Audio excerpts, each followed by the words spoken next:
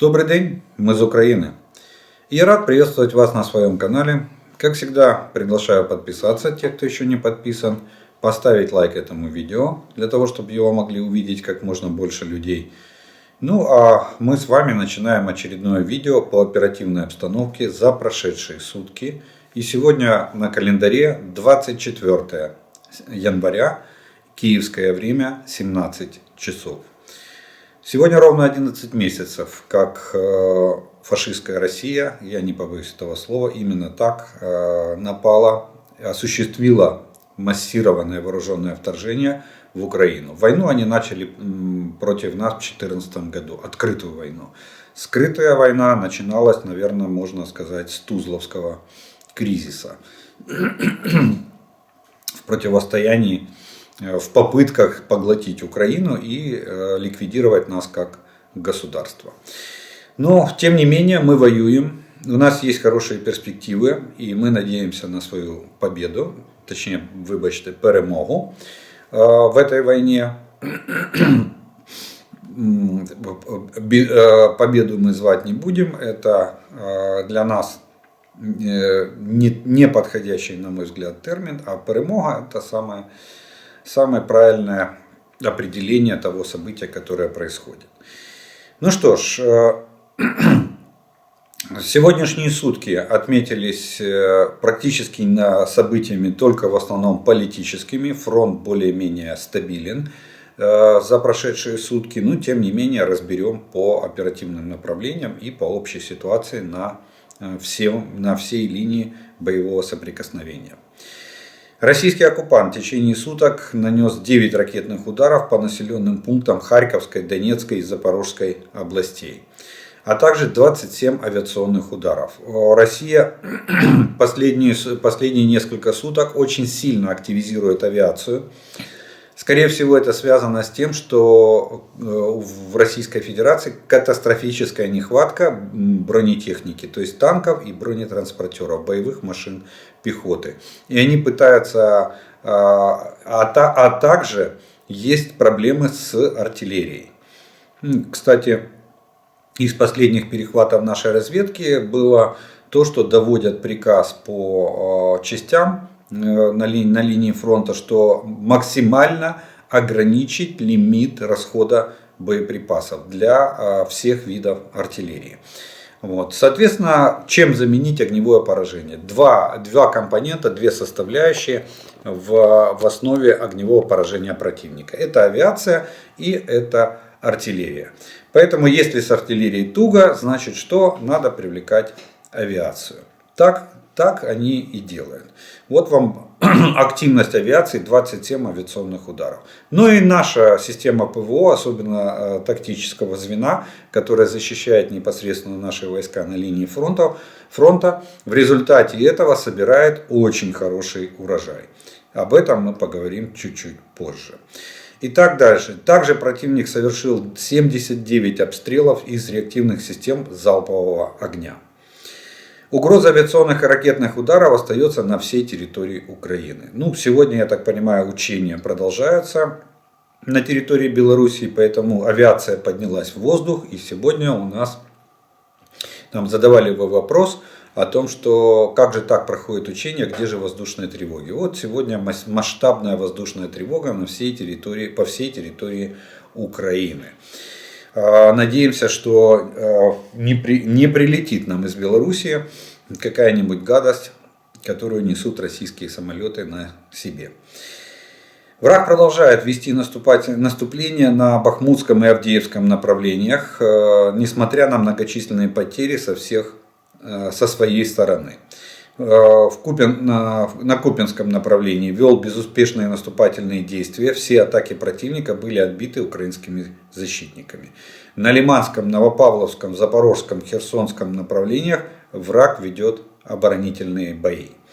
За минувшие сутки подразделения сил обороны отразили атаки оккупантов в районах населенных пунктов Червонопоповка Луганской области, Белогоровка, Соль, Красная Гора, Бахмут, Клещиевка, Новобахмутовка, Водяная, Марьинка Донецкой области. На Волынском, Полесском, Северском и Слобожанском направлениях обстановка остается без существенных изменений. Наступательных группировок противника на данный момент на этих направлениях не обнаружено. Противник не прекращает производить обстрелы населенных пунктов вдоль линии соприкосновения. Обстрелы со всего спектра артиллерии подверглись районы населенных пунктов в Черниговской, Сумской и Харьковской областях. В эти сутки досталось, к сожалению, всем трем областям. На Сватовском направлении, это Купянская и, в принципе, наверное, и Лиманская, потому что Кременная ближе к Лиману находятся направлении. Там продолжаются позиционные бои в районе Новоселовского, Площанки, Краснопоповки и в лесах в районе Кременной. То есть идут боевые действия за лесопосадки, лесополосы в районе населенного пункта Кременная. Кстати, надо сказать, что здесь мы очень хорошо поддавливаем российские войска. И да, мы здесь имеем успех и пытаемся его развивать. Российское командование стягивает туда все больше резервов, что не дает им возможности сформировать ударные группировки, ударные части. Ну, кстати, мы об этом поговорим по поводу того, как они формируют ударную группировку, которую мы ожидаем, что она должна вроде бы как попытаться начать наступательную операцию в марте текущего года. На Бахмутском направлении продолжаются бои к северу от Краснополевки. Не останавливаются попытки штурма Благодатного и Красной горы. Враг захватил значительную часть частного сектора к западу от Бахмутского леса. Опытное, к сожалению, перешло под контроль российских войск. В Клещеевке, где враг вводит дополнительные резервы, пытаясь продвигаться в направлении Ивановское, идут ожесточенные бои. Так вот, такая ситуация сложилась на Бахмутском направлении. На Авдеевском направлении на этот раз враг пробовал атаковать к северу от Спартака, но успехов не имел. Понес потери, откатился на исходные позиции. Новопавловское направление. Противник совершил обстрелы из танков, артиллерии и минометов. Мы отвечали, то есть там идут позиционные бои, перестрелки и обмен огневыми ударами артиллерии. Запорожское направление. Здесь ситуация остается такая же. Попытка высадиться противника на Потемкинские острова не увенчалась успехом. Наша артиллерия нанесла огневое поражение российским войскам. В течение 10 дней в отдельных населенных пунктах Луганской области отмечается уменьшение количества личного состава противника. К тому же стало практикой, что на передний край в основном отправляются мобилизованные российские военнослужащие. То есть, я так понимаю, что новое командование, в то время как профессиональные военные пытаются всеми способами оставаться в тылу. Но они еще и имеют больший опыт, поэтому они отправляют вперед мобилизованных, типа идите повоюйте, наберитесь опыту, а мы потом вам поможем. Вот такой вот принцип в российской армии. Тем более, что сейчас, смотрите, группировка выросла примерно больше 300 тысяч. На сегодняшний день больше 300 тысяч находятся вот на юго-востоке Украины, на временно оккупированных территориях и в Крыму. Вот так дает оценку наша разведка, такую цифру нам дает. И, соответственно, на линии фронта просто не хватает места, вот реально не хватает места. Российская Федерация на сегодняшний день ввиду огромного дефицита бронетехники не может формировать новые дивизии, полки, бригады, то, что они хотели, то, что было заявлено, что мы сейчас сформируем. Вот там вчера прозвучало очередное заявление Герасимова, что будет там разворачиваться Ленинградский округ, Московский округ. На территории Украины будет в Херсонской области будет формироваться новая дивизия для усиления обороноспособности России. Но личный состав они могут набирать, здесь не поспоришь, как бы людской ресурс у них есть. Но техники нету. Для этого людского ресурса катастрофически не хватает. Если они в атаке ходят уже в пешем порядке, практически без поддержки артиллерии. Вот. А я имею в виду запорожское направление, вот это то, что мы там рассматривали. Там более подробно я там расскажу о результатах этих двухдневных атак, чем они закончились для России. Поэтому они решили, на сегодняшний день принято решение в Генеральном штабе Российской Федерации, принято решение, что надо же куда-то личный состав девать. Если нет танков, нет бронемашин, боевых бронированных машин, не хватает артиллерии, а личный состав прибывает, его переодевают, вооружают стрелковым вооружением, вот как я говорил, что они прибывают, они формируют запасные батальоны. Запасные батальоны без техники. В каждом полку будет формироваться 1-2 запасных батальона. То есть пополнять потери личного состава они будут. Вот именно поэтому кадровые российские военные, которые уже хлебнули лихо на этой войне, они стараются оставаться в тылу, а на линию фронта отправляют мобилизованных из числа вот этих вновь прибывших из Российской Федерации. Ну, нормальный подход с дедовщиной, как положено в российской армии. По имеющейся информации, российская оккупационная администрация Луганска проводит эвакуацию из города на территорию Российской Федерации семей военнослужащих 2-го армейского корпуса вооруженных сил России. То есть те, кто взял российский паспорт, кто из местных жителей, кто подписал контракт с вооруженными силами России, принял присягу, вот их семьи уже эвакуируют из Луганска. Авиация сил обороны за прошедшие сутки нанесла 8 ударов по районам сосредоточения личного состава, вооружения и военной техники противника, а также удар по позициям зенитно-ракетного комплекса. И вот тут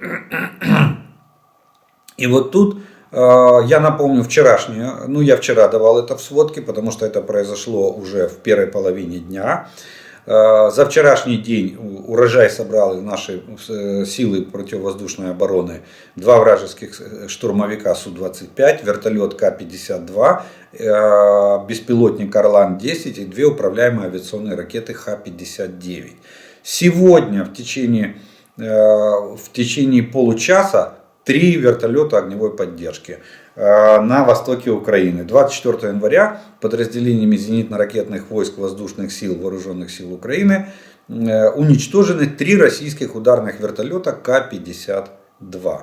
Я так понимаю, что там уже они начинали, там было 200 с чем-то вертолетов К-52. Сейчас уже счет идет на десятки оставшихся целых вертолетов К-52 в российской армии. Вот такие гигантские потери они продолжают нести. Подразделения ракетных войск и артиллерии сил обороны Украины за минувшие сутки поразили 3 района сосредоточения оккупационных войск, личного состава, техники и вооружения. И один железнодорожный состав на станции недалеко от линии фронта. Вот такая арифметика по нанесению огневых ударов со стороны вооруженных сил обороны Украины. В акватории Черного моря находится 4 носителя ракет «Калибр». Общий залп может составить до 28 ракет. Причем из этих 4 3 это надводные корабли и 1 носитель это подводная лодка в акватории Черного моря. Вот такая вот военная обстановка сложилась на оперативных направлениях и на всей линии фронта от Херсона до Харькова. Ну что ж, а мы еще немножко разберем с вами несколько военно-политических новостей, которые происходят в Украине и вокруг нее, вокруг нас с вами. И первой новостью сегодняшнего дня я бы хотел отметить то, что Москва высылает посла Эстонии. То есть, это первый шаг к разрыву дипломатических отношений. В ответ на сокращение числа сотрудников в посольстве. Эстония приняла решение, что очень много сотрудников российских работает в российском посольстве. Их надо уменьшить. Мы знаем, что посольство всегда является основой или рассадником резидентуры, разведывательной резидентуры и подрывной деятельности в любой стране. Просто есть более благоприятные отношения между странами, и тогда разведдеятельность ведется не так активно и не так агрессивно. Но Россия это страна-агрессор, поэтому Эстония решила себя обезопасить и сократила число посольств, сотрудников российского посольства. На что Россия высылает посла Эстонии. Вот вам и ответ. Вместо того, чтобы сделать зеркально, как правило, это принято так в дипломатических отношениях, адекватно, сколько там сократили, столько здесь могут сократить, как правило. Или, допустим, там несколько человек, если посольство маленькое, я думаю, что у Эстонии очень маленький штат посольства, там можно было, но Россия приняла решение сразу выдворить посла. Вот такое вот отношение. Посол Эстонии в России должен покинуть территорию Российской Федерации до 7 февраля текущего года. Вот такая вот ситуация. Далее, следующая новость, надо отметить, это Турция. Турция не прекращает вкладывать деньги и уверенно движется в плане наращивания, в плане разработок вооружений. Турция сделала мы знаем, большой прорыв в беспилотниках. Это байрактары, которые уже вторую войну успешно применяются. У нас они применяются. И это не афишируется генеральным штабом, но они есть, они воюют. И довольно неплохо. Так вот, Турция идет по пути, вы знаете, что у них Кизыл-Эльма, беспилотник фирмы Байрактар, Байкар, правильно называется фирма, мы уже так привыкли. Байрактар это фамилия хозяина этого предприятия, Сельчук Байрактар. Так вот, они опубликовали видео второго этапа испытаний своего реактивного беспилотника Кизыл-Эльма. Так вот, этот Кизыл-Эльма, я напомню его тактико-технические характеристики, он берет полезной нагрузки 1,5 тонны, то есть это практически самолет. Скорость его может быть от 740 км в час, это крейсерская, и 900 км в час, это максимальная. Боевая дальность. То есть радиус боевого применения 930 километров и время полета 5 часов. Максимальная высота полета 12 тысяч, рабочая высота 10 тысяч метров. Вот такой вот беспилотник. Но надо отметить главную особенность этого беспилотника. Дело в том, что мы будем, я так понимаю, что мы будем в приоритете в плане поставок этого беспилотника. Он летает на нашем двигатель. Двигатель на этом беспилотнике производства Украина. И это дает нам право приобрести, во-первых, по хорошей цене, во-вторых, я думаю, что в тех количествах, которые будут необходимы для вооруженных сил Украины. Вот такой вот новый беспилотник. Он прошел все тесты, летные тесты, именно сам этот беспилотник, и второй этап его испытаний считается завершенным с результатом успешно.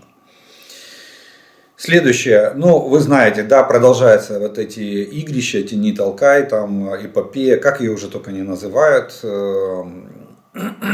по поводу танков Леопард, а именно, не самих уже танков Леопард, тут уже, как говорил когда-то покойный, к сожалению, Михаил Жванецкий, что причем здесь борщ, когда такие дела на кухне. Так вот, причем тут леопарды, когда тут Олаф Шольц нам демонстрирует такие кульбиты в своей политике. Опять же, я вот четко бы отделял поведение Шольца как политика. Он берет на себя политическую ответственность, я надеюсь, за свои слова, за свои поступки, за свое поведение. Но при этом мы высказываем, и я лично, огромнейшую благодарность и низкий поклон немецкому народу, немецким налогоплательщикам, потому что Германия, как страна, в лидерах в плане финансовой, экономической, гуманитарной помощи Украине. С тяжелым вооружением, к сожалению, и тяжелое вооружение, в принципе, достаточно много дали. Да, с такими же примерно перипетиями, но такого, как демонстрирует сегодня канцлер Германии, такого еще не было никогда. Я помню затягивание с гепардами, затягивания с передачей Панцерхаубица 2000, ну, с танками, конечно же, не было. Так вот, я напомню эпопею, как бы, тут уже, наверное, надо рассказывать про этапы, это уже мемуар, целый мемуар в плане последовательности событий. Так вот, вчера Анна Лена Беркок заявила о том, что Германия все-таки даст согласие на передачу стран-партнеров танков «Леопард-2» Украине. И премьер-министр Польши Матеуш Моровецкий тут же отправил официальное обращение. А в Германии сразу же сказали, что никто пока еще не обращался. Вчера уже Польша до конца рабочего дня, я так понимаю, успела отправить в Германию официальный запрос на поставку Украине танков «Леопард-2», о чем сообщил лично премьер-министр Польши. Так что ждем ответа. Сегодня день прошел, видимо, думает еще Олаф Шольц. Надеемся, что в ближайшие дни ответ официальный, запрос официальный, так что ждем официального ответа от канцелярии Олафа Шольца о том, когда и какой ответ он даст на официальный запрос Польши. Также, я так понимаю, на низком старте Финляндия и Дания, они готовы тоже такие же запросы отправить и получить добро на передачу нам танков. Вот тут появилось сообщение о том, что про аэродром в городе Энгельс. Это следующая новость из Российской Федерации. И задавали вопрос, как же так, там взрывы были. Я объяснял, что беспилотники, которые якобы там прилетели, и по данным только российских средств массовой информации, там вроде бы начебто были стрижи и рейсы. То есть старые советские беспилотники, реактивные, дозвуковые. Вот как-то они так туда тихонько дочапали. Кто их пускал, официальных данных пока на данный момент нету. И все спрашивали, как же так, взрывы были, вроде как вышку полетов, руководителя полетов повредили, систему управления полетами тоже там повредили. Так вот, я вам скажу так, с последнего действительно россияне боятся. И это еще одно подтверждение тому, что система ПВО России это решето. Или ее вообще нету. Как нету? Она номинально, может быть, существует еще со времен Советского Союза. Но реально ее же никто не усиливал. Никто же не думал, что сегодня будут по территории, в воздушном пространстве России летать чужие летательные аппараты.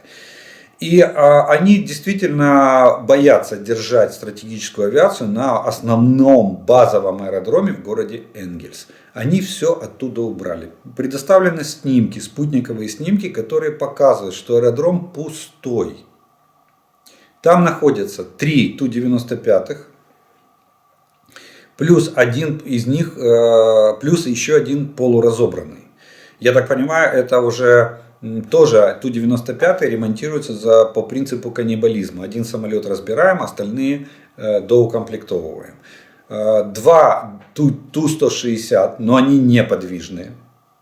Они, видимо, не летающие. Они ни разу не двигались.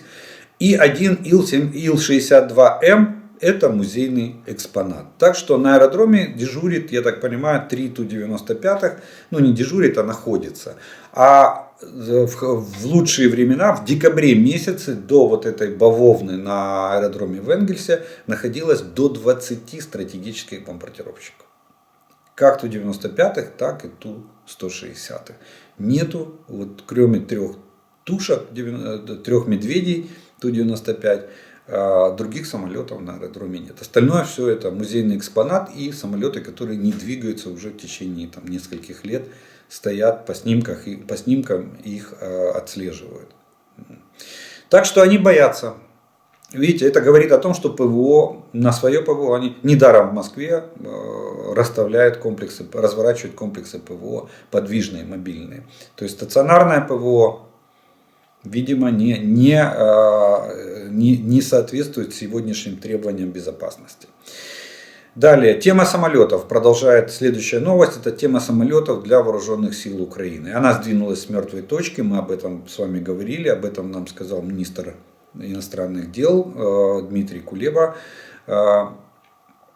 И он сказал, процитирую его: две опции, которые еще не открыты, это дальнобойные ракеты, чтобы мы могли поражать тыл российских оккупационных войск на территории Украины, и боевые самолеты. Ну, я думаю, что уже наоборот надо сказать, что темы эти наоборот открыты, и дискурс идет все дальше и дальше. В продолжение этого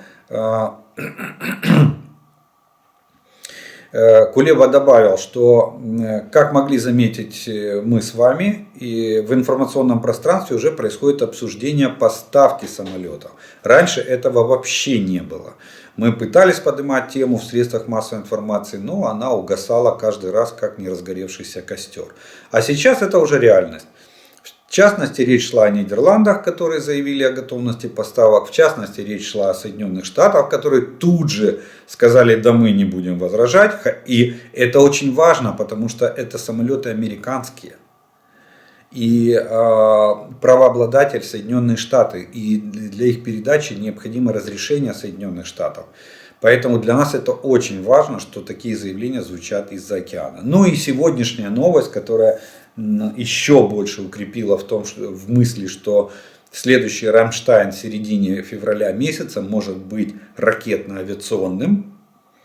Это заявление пресс-офицера воздушных сил, вооруженных сил Украины Юрия Игната, который сказал, что по нашим данным, скорее всего, Соединенные Штаты уже определились с типом самолета, который будет передан на вооруженным силам Украины. То есть, ну, какой мы с вами можем только гадать: 15-й, F-15, 16 или 18 будет передан. Может, А-10 бородавочник будет передан Украине. Может быть, Группер, может быть, ну, не знаем. Посмотрим. Но, это очень вселяет надежду, если уже тип самолета определен в Пентагоне, который будет передаваться вооруженным силам Украины. Так что ждем с нетерпением. Как раз к марту месяца нам западная авиация была бы как в нагоде для того, чтобы пощипать российские войска, которые будут пытаться переходить в наступление. Ну, если они все-таки соберутся в кучу, они будут повторять. Ну вот смотрите, по тактике действий я бы сказал, что можно сделать вывод, что Российская Федерация на сегодняшний день вряд ли, наверное, выставит такую организованную группировку, там, состоящую, допустим, из 2 армейских корпусов, которые могли бы там попытаться возобновить наступательную операцию на оперативном направлении с последующим прорывом нашей обороны и развитием наступления в глубину. Нет, такого пока что не наблюдается, хотя времени осталось 1 февраль. Вот на переброску войск, а еще надо сформировать, а еще надо вооружить, а еще надо провести боевое слаживание. Мне кажется, они пойдут тактикой действий такой же, как в апреле прошлого года. Помните, мы с вами ждали начала, мы ее называли так образно, эпической битвы за Донбасс, которая могла определить судьбу хода дальнейшей военной кампании. Так вот, как такового начала этой битвы его же не было. Российское командование размазало это начало методом наращивания наступательных усилий.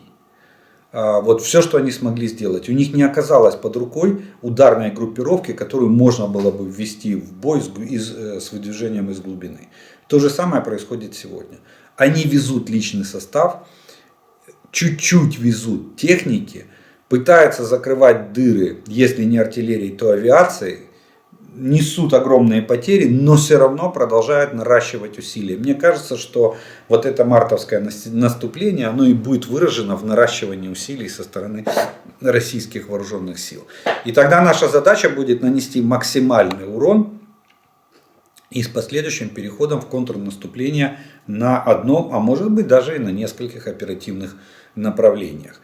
Так что вот такая вот примерно ситуация по наращиванию усилий или подготовке российских войск к мартовскому наступлению. А еще если появятся у нас ракеты и авиация в марте месяце, то это нам поможет как в оборонительной операции, потому что если и будет движение войск какое-то, оно будет в колоннах.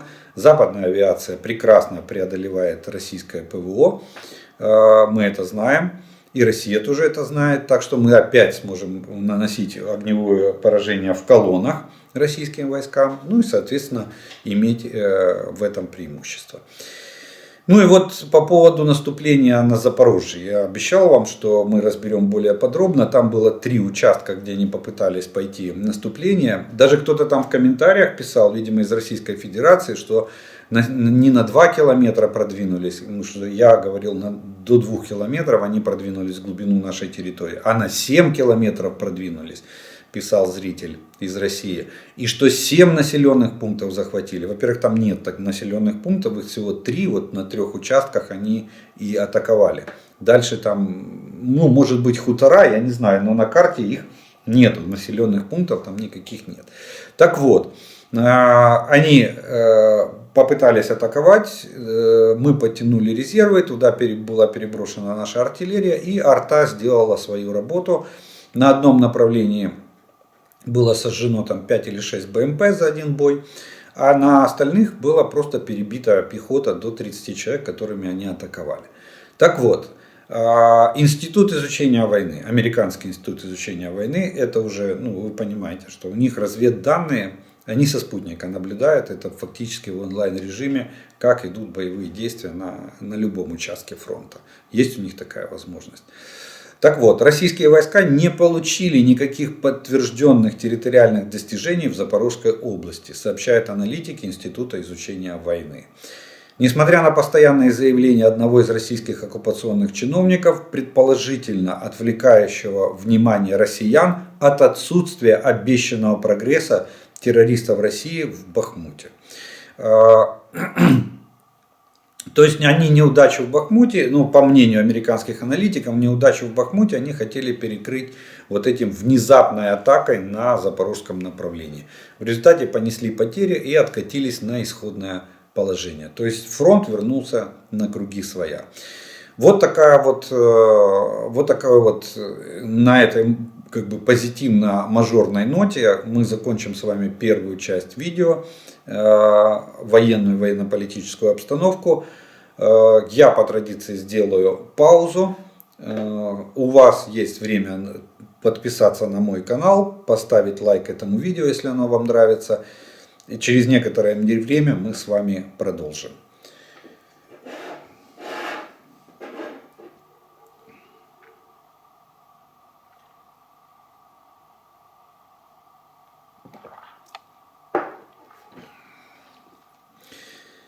Ну а продолжим мы с вами, как обычно, по традиции, это ответом на ваши вопросы, которые вы прислали. И первый вопрос сегодняшнего дня, очень интересный вопрос, который говорит о том, что надо сделать небольшой экскурс в историю, вернуться к истокам, к Советскому Союзу. А именно, вопрос звучит так. Здравствуйте. Хочу спросить, насколько идеологическая подготовка в Союзе была сильнее, чем на России? И как изменилось отношение титульной нации россиян к другим нациям? Хотелось бы услышать ваш комментарий. Ну, давайте, наверное, с конца начнем, про титульную нацию. Оно к другим народам, оно ухудшилось. Вот титульная нация Российской Федерации, как они называют себя русскими, да, или, хотя они россияне, так было бы правильнее сказать, они еще больше стали гнобить и ненавидеть, унижать национальные меньшинства. Появились даже целые термины, там зарабичан они называют гастарбайтерами. Вот. Всегда относятся к ним так, свысока, с высокомерием. Кстати, за границей даже пытаются себя вести, что мы же россияне, мы там устраивают погромы там, на 9 мая немцам, допустим, в Турции, в той же. То есть они стали себя хуже вести в качестве более пренебрежительной, более нагло в отношении других народов. Хотя, в принципе, по большому счету, если взять, то, наверное, россияне на сегодняшний день, они в численном составе, они, наверное, не самая многочисленная нация из состава Российской Федерации. Есть нации, которые, допустим, Татарстан, самый крупный субъект Российской Федерации. Да, он не входит юридически, он не входит в состав Российской Федерации. У них договор совместного сосуществования, который закончился в 2017 году, и Путин просто боится поднять тему его пролонгации, его переподписания, потому что боится потерять рычаги влияния на Татарстан. Это отдельный субъект, точнее, да, отдельный субъект в составе, не в составе Российской Федерации. Вот. И другие нации тоже, можно сказать, что могут считать себя титульными. Но самое прикольное начинается, когда вот пока вот россияне где-то там на улице, на виду у всех, или когда они имеют власть, они всех гнобят. Все для них черномазые, все для них азиаты, чурки, там, ну, оскорбление, мы знаем, осталось еще со времен Советского Союза. Да? Но зато, когда они попадают в какой-то коллектив или в закрытый, будем так говорить, закрытый их социум небольшой, там все происходит с точностью да наоборот. Самое больше, кого гнобят, это титульную нацию россиян. Есть даже примеры, ну вот я знаю, что, допустим, там, если в одном подразделении есть два выходца из Кавказа, из кавказских, допустим, республик, да, или из кавказских субъектов Российской Федерации, то они будут терроризировать все подразделение, они его будут держать в ежовых рукавицах. И все будут там ходить вокруг на цыпочках и бегать, выполнять любые распоряжения. То же самое касается и там народностей южных, там, национальностей, народностей. Они по численности своей доминирующие, и они держат там дисциплину и порядок. Свой порядок, не воинскую дисциплину, а свою дисциплину, свой порядок, выстраивать свою иерархию. И офицеры с этим ничего не могут сделать. Ничего. Зачатки вот этого вот противостояния или отношений внутри социума уже закладывались перед самым развалом Советского Союза, когда армия была в основном представлена, как называлось даже в Советском Союзе, национальные меньшинства. Когда даже Советский Союз в 80-е годы пытался решить глобальную проблему национальных кадров офицерского состава, когда военные училища стали принимать практически без экзаменов, так условно они проходили, это представители других наций и народностей. Когда принимали военные училища, почему? Потому что личный состав был в основном из этих республик и этих национальностей, а офицерский состав был в основном, это были россияне, ну тогда мы все были советские люди, русские, украинцы, вот так вот. Было там белорусы, прибалты, тоже очень сильно котировались. Так вот, начали принимать эти национальные кадры. Но скажу так, что в Советском Союзе была огромная система, вертикаль, главное политуправление вооруженных сил Украины. Оно сегодня тоже у них осталось, главное политуправление, но сама вертикаль, она уже наполовину разрушена. И тогда вот эти там политзанятия 2 раза в неделю по 2 часа, политинформации каждый день, идеологическая работа с личным составом, там, знание всех лозунгов, знание там, материалов съезда, основных направлений деятельности партии. Это все было.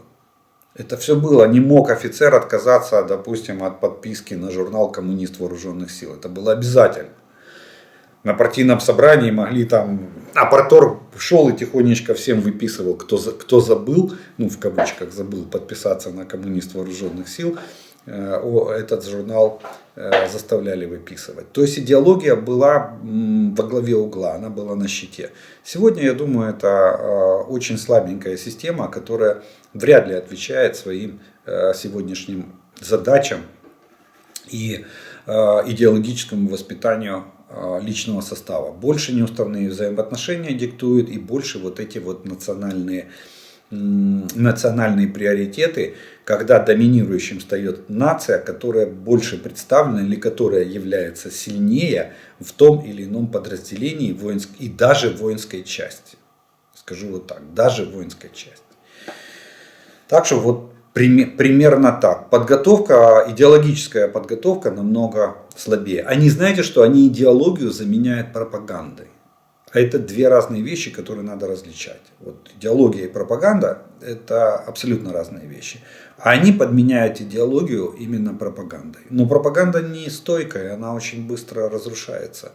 Все эти мифы пропагандистские, россказни и так далее. А вот идеология – это немножко глубже. Это намного сильнее. И этого уже, я не вижу этого в российской армии на сегодняшний день.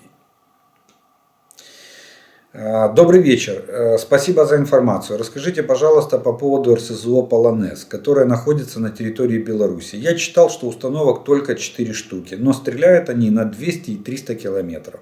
Расскажите, пожалуйста, насколько информация верна и сколько зарядов для них. И насколько для нас эти установки критичны, если все-таки Рашка пойдет еще раз с Беларуси. И если можно, объясните разницу между химарсами и, кроме дальности. Спасибо за ответ. Да, действительно, за последние, будем так говорить, 5, наверное, даже больше лет Белоруссия разработала реактивную систему залпового огня «Полонез». Это белорусско-китайская система. Да, китайская. Что они сделали? Они взяли свой всем известный МАЗ, многоцелевое многоосное шасси. Кстати, самое популярное. Даже до сих пор Россия не смогла перебить МАЗ своими КАМАЗами. Вот. Взяли МАЗ и поставили на него пакет арчасть под китайскую ракету А-20 с дальностью 200 километров. Потом появилась там еще одна модификация этой ракеты, и дальность стала 300 километров. И они выставили его на продажу, и единственный, кто купил эту систему, это Азербайджан. Азербайджан купил 1 дивизион. Ну, кстати, нету даже данных, в каком составе этот дивизион. Это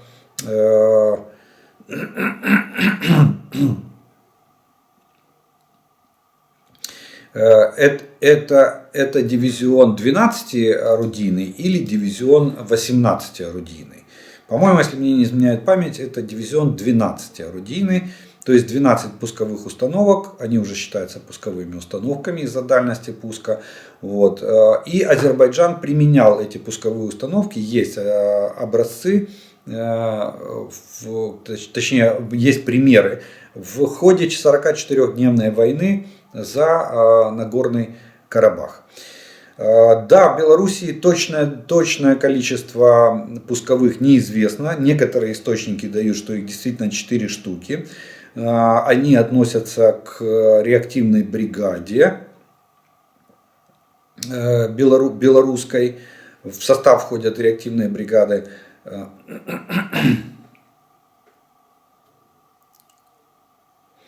Вот. И на сегодняшний день их боевого применения не наблюдается. Возможно, были пуски на полигонах, но белорусские войска официально не участвуют. Естественно, нету и боевого применения. Вопрос, будут ли применять белорусы, насколько они, я думаю, что не будут. И даже уверен, что не будут. Почему? Потому что боеприпасы к этой пусковой установке китайские. Белоруссия не производит эти боеприпасы, она их покупает у Китая. И я думаю, что вряд ли Китай согласится с тем, чтобы Белоруссия использовала эти снаряды. Это будет как китайское вооружение в ходе этой войны. Даже если Белоруссия ввяжется в эту войну, то, я думаю, вряд ли они будут применять эту установку. 300 мм у нее калибр, 8 направляющих на одной пусковой установке. Вот. Ну, заявленная дальность я уже сказал. Шасси МАЗ 4-осный и заявленная дальность до 300, максимальная до 300 километров. Есть осколочно-фугасный, есть кассетный боеприпас, есть управляемый боеприпас, который управляется со спутниковой коррекцией GPS по GPS-навигации. Вот. Так что для нас, я думаю, что они угрозы на сегодняшний день вряд ли составляют. По двум причинам. Первое, что белорусская армия пока не собирается вмешиваться, и тенденция идет к тому, что они, скорее всего, продинамят Россию и вряд ли будут участвовать в активных боевых действиях, особенно легальными вооруженными силами. Здесь же уже полонез не передашь в частную военную компанию. Это все-таки не не стрелковое вооружение там. И даже не танк, и даже не артиллерийская система. Вот. Ну и второе, то, что вряд ли Китай будет в восторге, если китайскими снарядами будут обстреливать наши войска или территорию Украины. И вот здесь будут гибнуть граждане Украины от китайских боеприпасов. Других боеприпасов к этой системе на сегодняшний день не существует. Что касается в сравнении с Хаймарс, ну скажу так, что кроме дальности она ничем не превосходит. Точность у нее довольно сомнительная, потому что по GPS-навигации это, так я скажу, на такую дальность. Хотя пуски в Нагорном Карабахе показали, что она довольно неплохо себя показала. При такой головной части, при таком заряде, отклонение там в несколько десятков метров на дальности в 200-300 километров, это не великая проблема. Когда прилетает там 4, 5 или 8 ракет, полный залп пусковой установки. Так что по огневой мощи она может быть и даже побольше, потому как головная часть у нее побольше, вот, чем Химарс. Но по точности 1 метр вряд ли она выдаст такую точность на сегодняшний день. Вопрос специфический. Как можно 30-тонный панцирь устанавливать на перекрытиях крыш? Плюсом реактивная сила отдачи. Рассчитаны ли конструктивные строительные нормы на такие нагрузки, чтобы они провалились? Я 2 руками за, чтобы они провалились. Но, смотрите, во-первых, это шасси 4-осное, то есть уже делите на 8. Распределение нагрузки между колесами. Если на крышу уложены, допустим, стальные балки, они еще больше увеличат площадь распределения нагрузки. Здания, на которых размещали эти пусковые установки, это административные здания. И они могут иметь несущую способность практически на уровне промышленных зданий. То есть нагрузка может составлять от 1 до 2 тонн на квадратный метр. Поэтому да, к сожалению, они там могут стоять. Отдачи реактивной никакой нет. При 30 тоннах веса расчет, еле ощущает вот эти пуски и стрельбу. Есть вибрация, но там нету такой огромной отдачи, чтобы это влияло на устойчивость того здания, на котором она стоит. Так что в этом плане, к сожалению, ждать там какого-то результата, что они провалятся или обвалятся, к сожалению, я бы не стал. Но, тем не менее, могут они устанавливаться видите, на жилые нет, потому что там несущая способность совсем другая. Хотя, если монолит каркасный дом, современный, то я думаю, что на монолитное перекрытие, которое опирается на несущие пилоны монолитобетонные, то вполне возможно установить и такую установку. Известно ли, где воюет 92-я отдельно-десантно-штурмовая бригада ВДВ из Приморья? Нет, к сожалению, такой информации нет. Наш генеральный штаб очень редко детализирует места, где воюют какие подразделения. И очень редко мы в сводках встречаем такие вещи. В Российской Федерации традиции традиции воздушно-десантных войск. Кстати, из Приморья я знаю, что у нас воюет бригада морской пехоты Тихоокеанского флота. Они на базе этой бригады сформировали батальонно-тактические группы, и они несли довольно большие потери, по-моему, если я не ошибаюсь, на Донецком направлении. Нет, под Угледаром. Под Угледаром Тихоокеанская пехота положила очень много народа. И это же было даже видео записано одного из командиров этой БТГ морской пехоты, что если страна не начнет делать немедленно там снаряды, то завтра они проиграют войну, потому что у них там с артиллерией было очень туго на тот момент. И они рыпнулись под Угледаром, понесли огромные потери и откатились на исходные позиции. С тех пор больше не было слышно о Тихоокеанской пехоте. А вот о том, что 92-я десантно-штурмовая бригада из Приморья, не слышал, на каком участке она воюет. Вот. Так что напишите в комментариях, если кто-то знает, слышал, заодно поможете мне ответить на этот вопрос, где воюет приморская пехота, крылатая пехота. Да, знаете, что в Советском Союзе было три вида пехоты. Такая шутка черного юмора была: крылатая, морская и тупорылая. Вот. Так вот, где эта воздушная пехота из Приморья, ВДВ, воюет точнее на территории Украины, напишите в комментариях, я озвучу для всех, чтобы все знали. Видимо, человек, может, разыскивает, может, интересуется, не знаю. Здравствуйте, расскажите, пожалуйста, что-нибудь про РЛС зоопарк. Так ли он страшен, как про него говорят? Хочу выразить огромную благодарность. Все.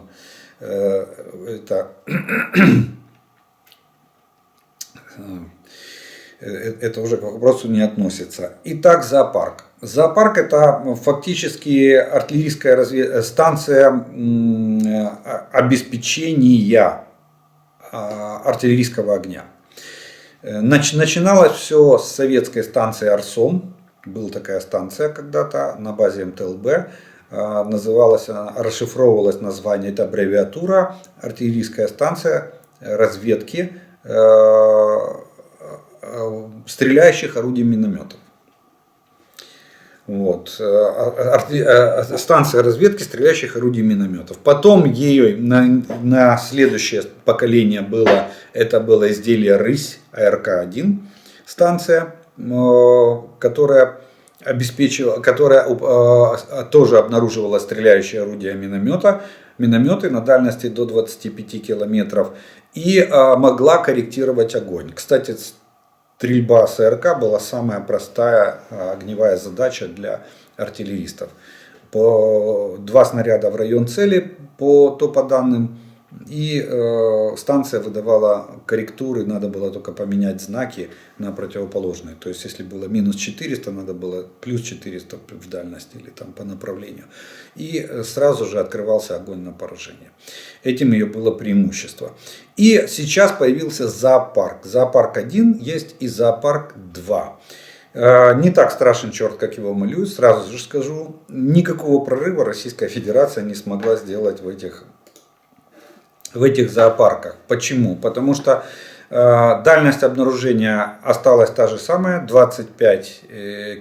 максимально 25 километров.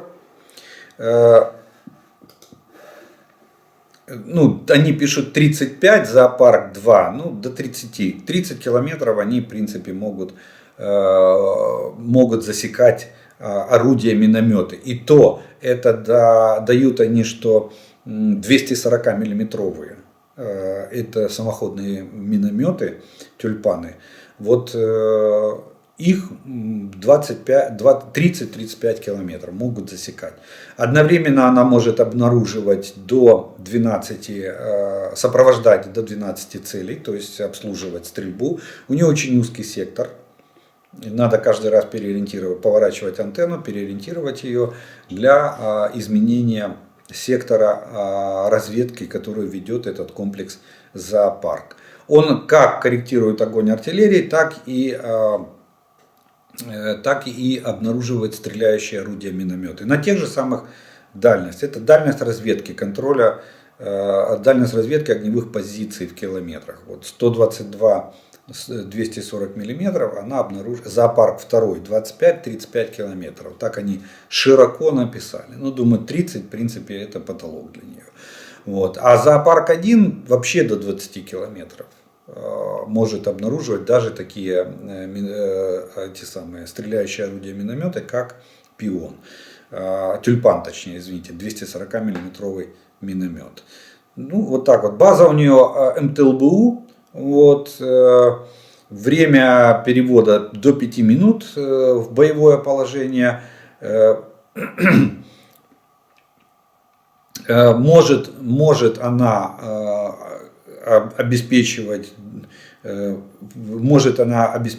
до 70 позиций в минуту, то есть засекать до 70 позиций в минуту, но это засечка стреляющих орудий минометов. А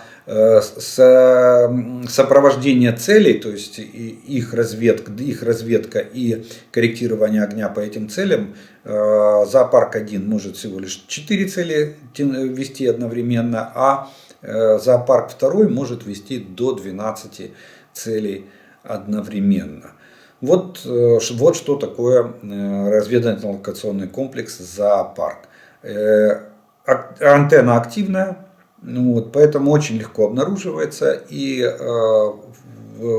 легко поражается средствами контрбатарейной борьбы. Вот когда мы начинаем вести контрбатарейную борьбу, главное выбить вот такие вот радиолокационные станции. Кстати, она тоже, ее основная задача — это ж ведение контрбатарейной борьбы, обнаружение артиллерии противника и корректирование огня для ее поражения. Потому что по обычным целям ее нет смысла применять, она их не видит.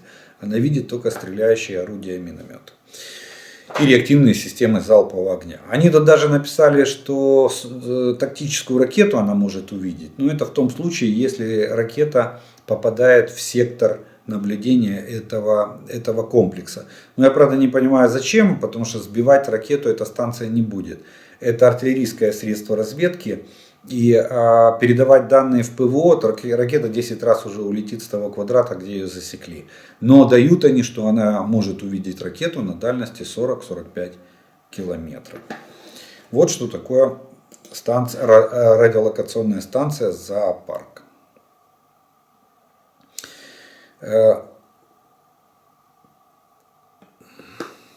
Так. Насколько быстро можно сменить расчет для запуска ракет? Ну, то есть их закладывают, имеется в виду расчет, понятно. Ну, то есть их закладывают в ракеты еще на земле, или даже когда уже самолет в воздухе, то наземная станция или пилот может по условному Wi-Fi переназначить, запрограммировать новый расчет на цели. Нет, не может. Теоретически может, но практически это нельзя сделать. Объясню почему. Дело в том, что если это крылатая ракета, то априори нельзя. Иначе самолету пришлось бы сутки несколько часов кружить в воздухе, пока идет перезакладка. Плюс на борт самолета, в экипаже самолета должен быть специалист по программированию этих ракет. И никакого Wi-Fi. Потому что Wi-Fi это не очень надежная система связи или средство, тип связи, вот так можно сказать.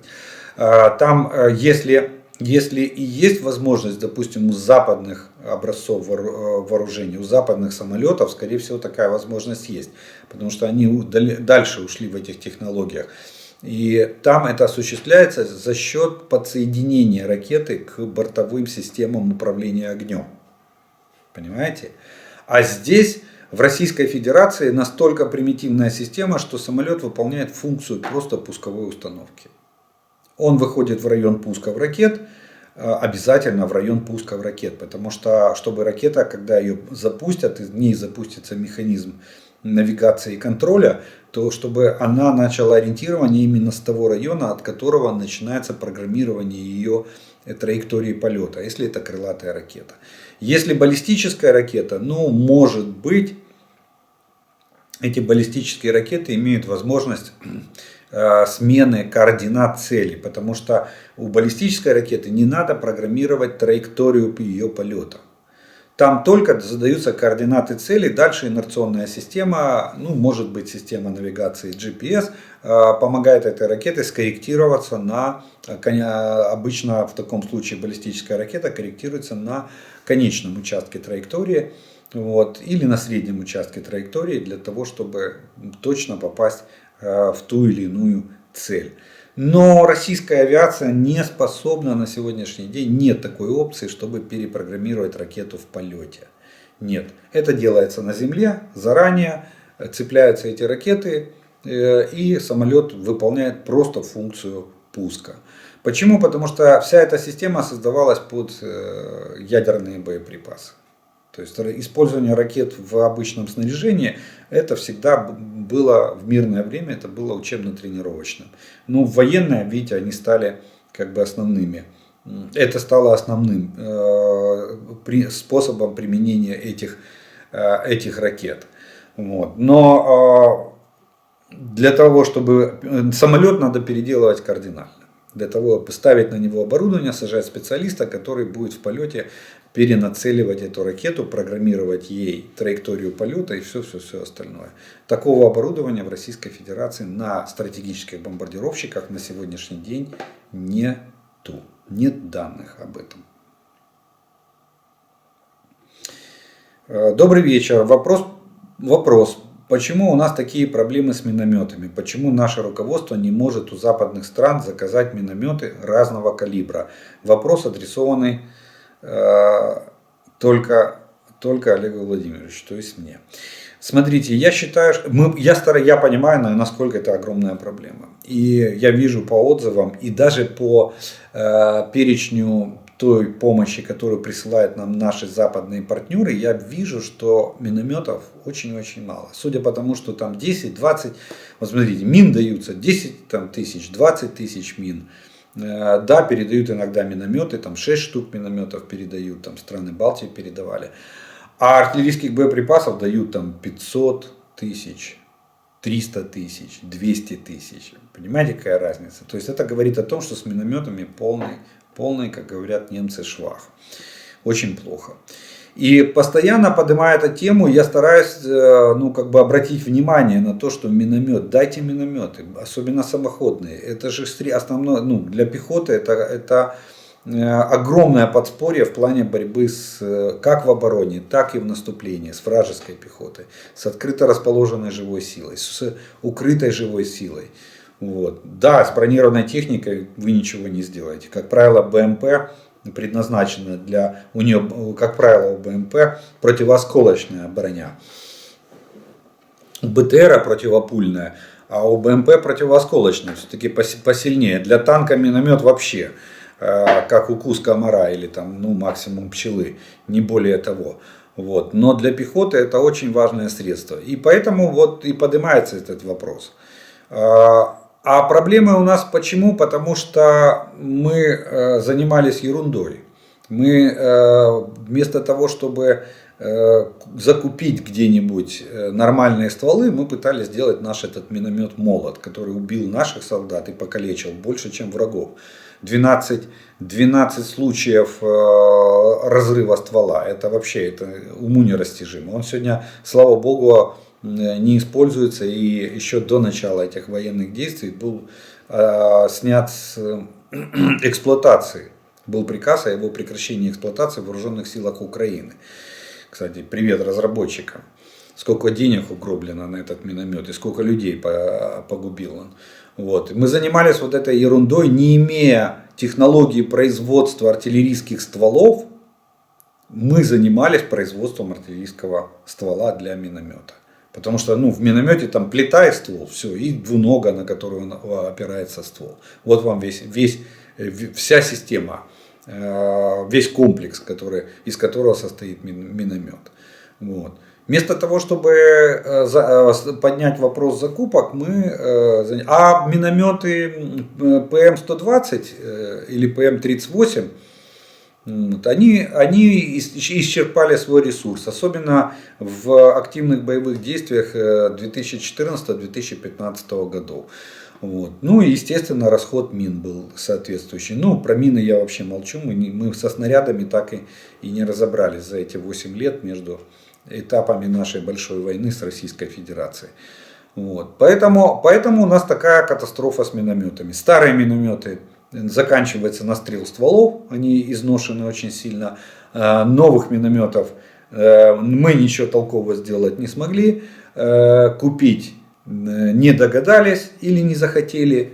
Вот. Видимо, политическая конъюнктура была не такова, чтобы закупать эти минометы. Вот поэтому мы сегодня и поднимаем этот вопрос в плане, что нашим войскам нужны минометы в том числе. И что для пехоты это было бы очень хорошее подспорье в плане ее усиления и ее живучести и стойкости нашей обороны. Ну, в частности, сейчас в основном оборона в противостоянии с российскими войсками. Вот. Ну, а почему сегодня они не попадают, очень трудно сказать. Я думаю, что скорее всего, я не знаю точно, это мое предположение, я думаю, что Генеральный штаб все-таки отдает предпочтение, когда есть лимит на вооружение, допустим, есть сумма, на которую можно заказать вооружение, составить заявку, то, скорее всего, отдается предпочтение более серьезным, более важным образцам вооружения, таким как боевые бронированные машины, таким как артиллерия, ствольная, реактивная артиллерия, боеприпасы к этой артиллерии, особенно высокоточные боеприпасы. Поэтому, видимо, миномет считает, что без миномета, скорее всего, в Генеральном штабе считают, что без миномета плохо, но можно. А вот без артиллерии тут нельзя вообще априори. Видимо, из этих соображений мы не видим таких массовых поставок минометов для наших вооруженных сил. Правда, что Марокко передает Украине танки, закупленные в 2000 году у Белоруссии. Слава Господу! Спасибо всем большое. Слава Украине, слава вооруженным силам. Держитесь, дорогие, вы победители. Ну, я не знаю, где Марокко взяла эти танки. Вполне возможно, что они их купили в 2000 году у Беларуси. Самое главное то, что эти танки прошли модернизацию в Чехии. В Чехии есть производственные мощности, и чехи доводили Т-72 до версии Б. И, соответственно, адаптировали ее под натовские стандарты. Имеется в виду средства связи, средства управления огнем и, по-моему, даже там что-то делали со стабилизаторами. То есть стабилизация ствола улучшалась. Ну и прибор, эта система управления огнем тоже, естественно, ставилась современная западного образца. Вот это главное. То, что они там белорусские, нам уже как бы все равно. Они уже побывали и в Марокко, и побывали в Чехии, и теперь, слава богу, приехали в Украину и будут бить российских фашистов не менее успешно, чем другие танки. Здравствуйте, ответьте мне хоть на один вопрос. Постоянно задаю вам разные вопросы, вы игнорируете. Расскажите, пожалуйста, тактику ведения боя расчета гранатомета СПГ-9. Какая у них задача, как эту задачу выполняют? Смотрите, расчет гранатомета СПГ-9 это противотанковое средство пехотного подразделения. В каждом пехотном батальоне есть противотанковый взвод. В составе этого противотанкового взвода есть отделение СПГ. Как правило, это три расчета. И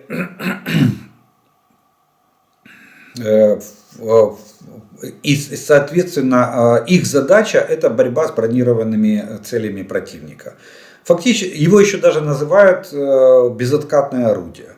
Калибр у него 73 мм, заряжается он с дульной части, ствол располагается на треноге, переносит его 2 человека. И у него дальность прямого выстрела 800 метров. Вот, это прицельная дальность. Дальше можно там и на 1300 стрелять, и даже на 4,5 километра осколочно-фугасной гранатой.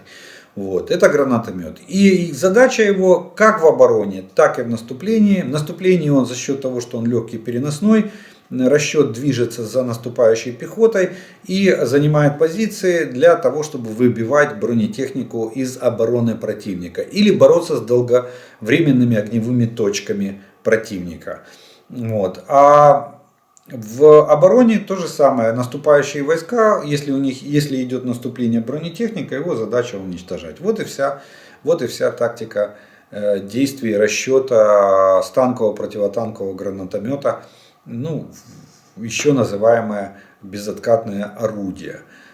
Кстати, у него его название копье, но оно практически не прижилось и нигде не применяется. Есть в документации, но практически не применяется. И да, это на вооружении вооруженных сил Советского Союза он был принят в 1963 году. После этого совершенствовались только гранаты, которые применяются к этому гранатомету. Ну, увеличивалась, естественно, сама дальность его применения. Появился ночной прицел для этого гранатомета.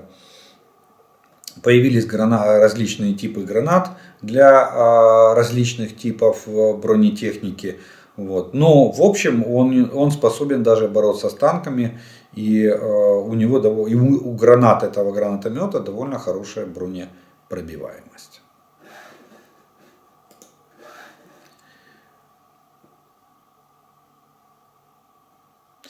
Так, и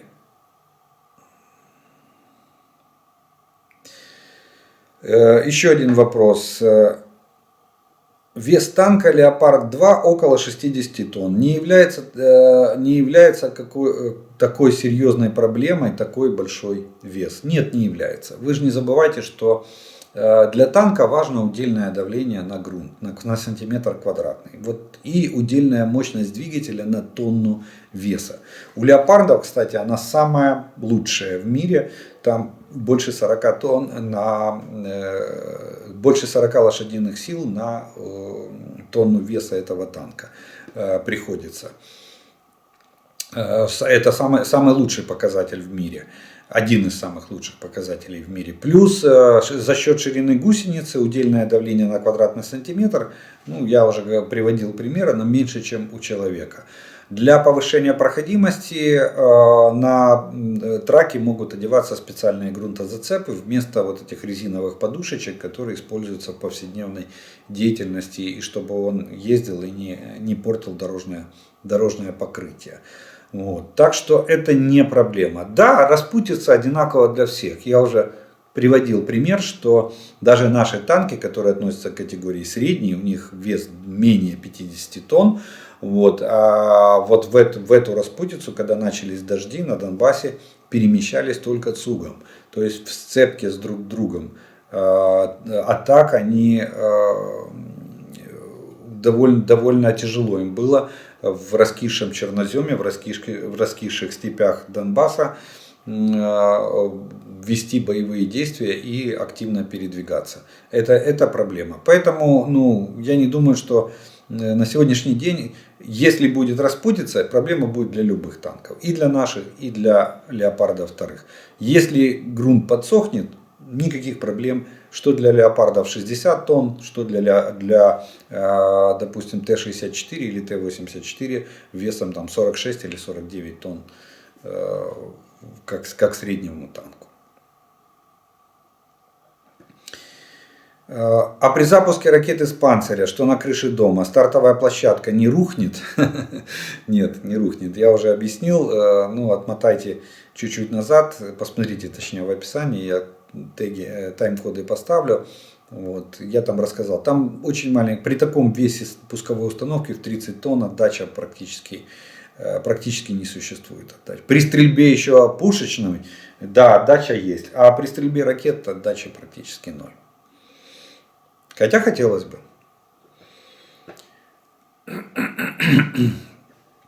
Підкажіть, як ви вважаєте, наш Генеральний штаб розглядає можливість наступу на південному напрямку та в напрямку Сум для оточення Харкова, адже завжди москалі відтинали лівобережну Україну.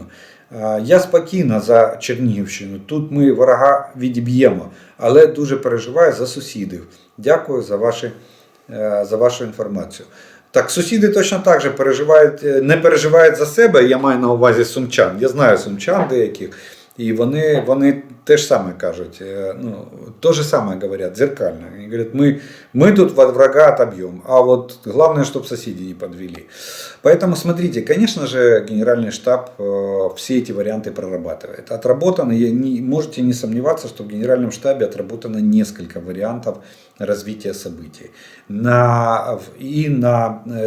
Как только наша разведка будет знать о том, что там начала накапливаться техника и вооружение, и есть какая-то тенденция к формированию ударной группировки, поверьте, там и так оборона наращивается в инженерном отношении постоянно, граница укрепляется.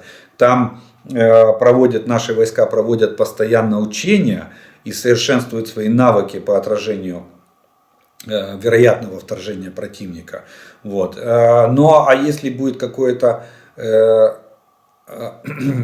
Если будет какое-то движение в плане начала формирования ударных группировок, то, поверьте, оборона будет занята и будет отражаться. Выдержит она или нет, конечно же, это вопрос, который волнует всех. Мы надеемся, что она выдержит, благодаря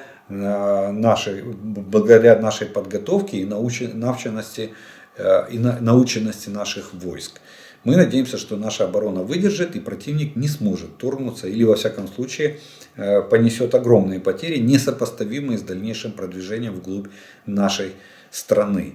Поэтому не переживайте.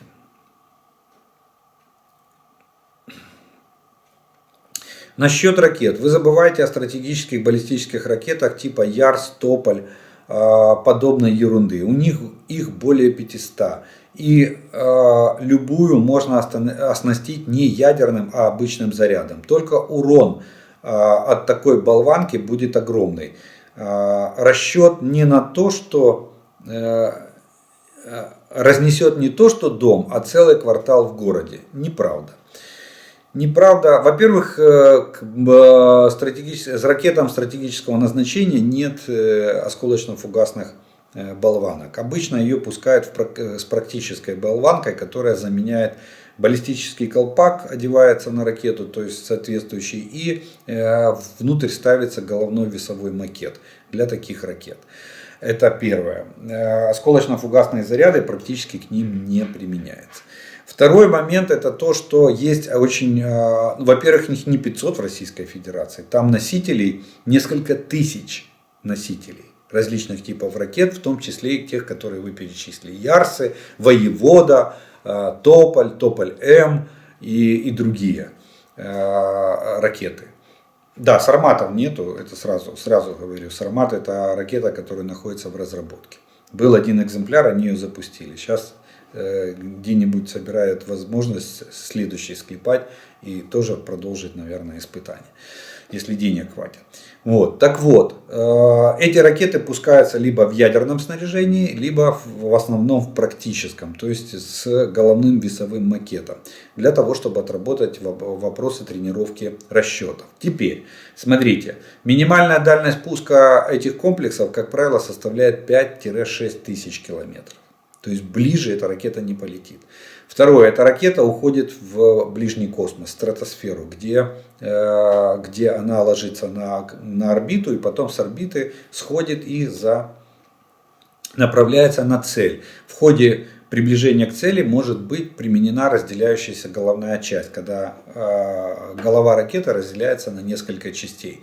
Головных частей субэлементов в голове ракеты может находиться от 10-14. От 10 до 14 субэлементов. Поэтому это все снаряжать осколочно-фугасно.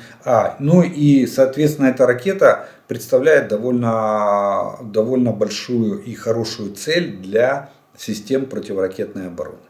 А вообще баланс в мире на сегодняшний день, баланс в мире стоит такой, что отслеживается перемещение каждой пусковой установки.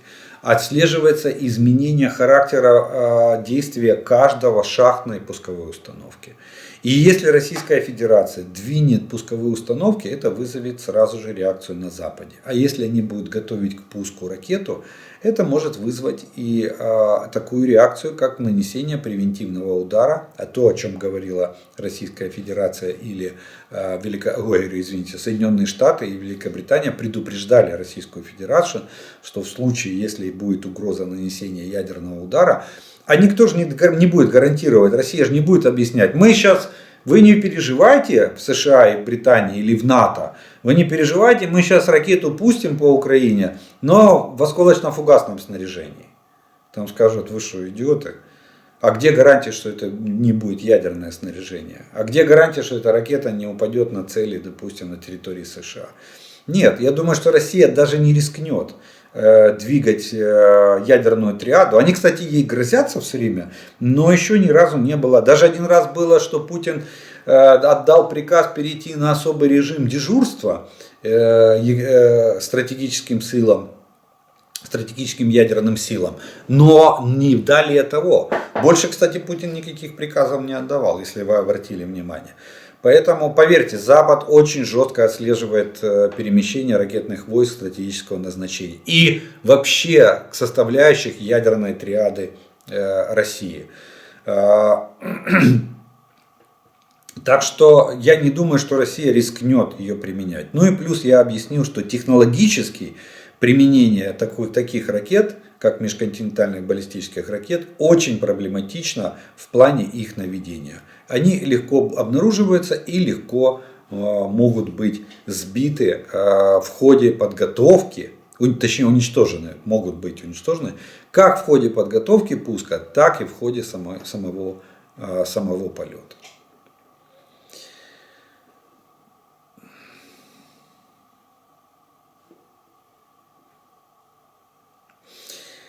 Ну что ж, мы на этом, наверное, вопросную часть мы тоже закончим. Она сегодня была поболее того. И у нас остается с вами еще одна третья часть. Это приветствия, которые вы прислали. Их сегодня немного.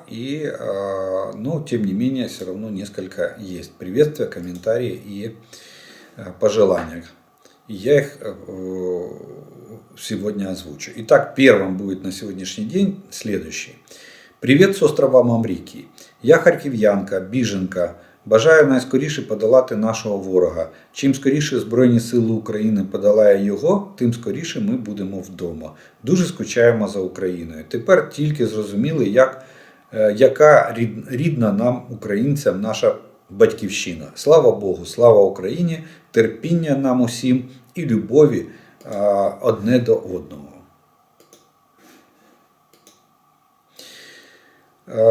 Вот комментарий по поводу вертолета, который разбился в Броварах, да, я там высказал, я не нашел в прессе, вот, кстати, пропустил как-то, что по поводу черного ящика вы там написали, так вот, тоже комментарий. Про черный ящик было, а как же?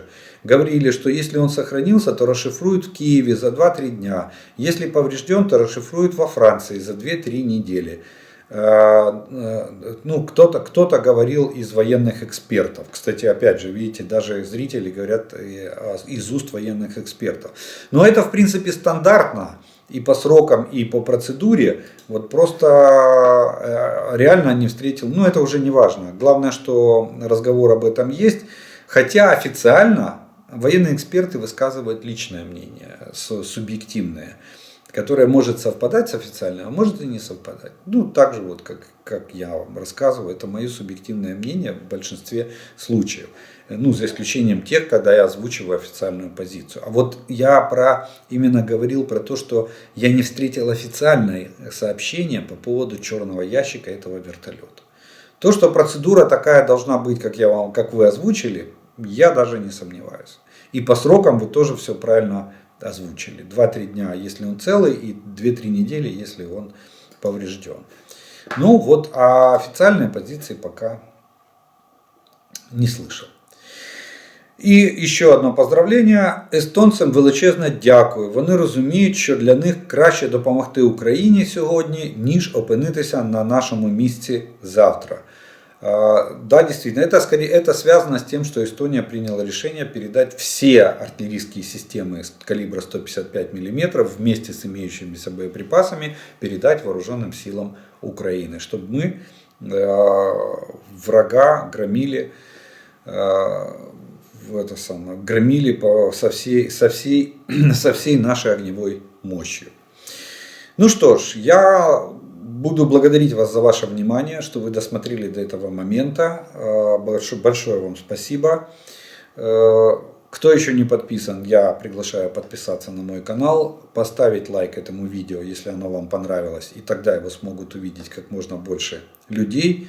Огромная благодарность, слова благодарности спонсорам и тем, кто поддерживает канал. Благодаря вашей помощи и поддержке у меня есть возможность записывать эти видео и доносить до вас эту информацию. Ну а мы с вами продолжаем верить вооруженным силам Украины. Перемога за нами. Слава Украине!